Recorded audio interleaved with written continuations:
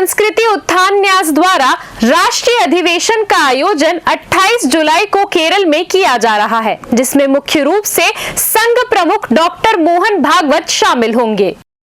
आयोजन का मुख्य मकसद राष्ट्रीय शिक्षा नीति से पुनः भारत निर्माण को लेकर लगातार ये संस्था बीते 21 वर्षों से कार्य कर रही है। संस्था के राष्ट्रीय सचिव डॉक्टर अतुल कोठारी ने कहा है कि संस्था के प्रयासों का असर भी दिखाई दे रहा है, जहां शिक्षा नीति में बदलाव, साथ ही साथ कई उपलब्धियां भी इस संस्था के प्रयासों से संभव हो पाया है, जहां कई भाषाओं में आज शिक्षा के लिए पाठ्यक्रम में शामिल किया गया है। वहीं मानना है कि भारत विश्व गुरु पुनः बन पाएगा। इसके लिए शिक्षा नीति में बदलाव आवश्यक है, जिसके लिए संस्था लगातार कार्य कर रही है। मैं अतुल कोठारी, शिक्षा संस्कृति उत्थान न्यास नई दिल्ली के राष्ट्रीय सचिव का मेरे पास दायित्व है और छत्तीसगढ़ में SCERT के द्वारा चरित्र निर्माण, व्यक्तित्व का समग्र विकास, ये जो राष्ट्रीय शिक्षा का नीति का एक प्रमुख विषय है, उस पर 2 दिवसीय कार्यशाला का आयोजन प्राचार्यों के लिए किया है।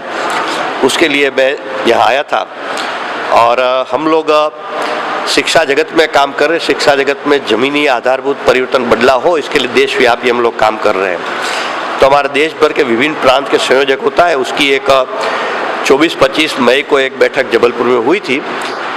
उस बैठक में हमने निर्णय किया है कि हर 5 साल में हम एक हमारी चिंतन बैठक करते हैं।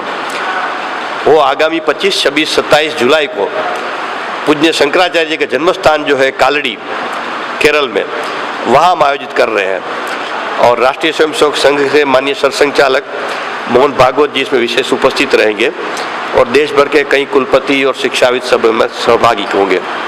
और साथ साथ हमने एर्नाकुलम, कोचीन में, केरल में ही 28 जुलाई को एक राष्ट्रीय सम्मेलन ज्ञान सभा के नाम से आयोजित करने का विचार किया है। तो हमारी कल्पना है कि देश की शिक्षा में समग्र परिवर्तन, बदलाव करना है तो हम एक संस्था, एक संगठन कोई नहीं कर सकता है।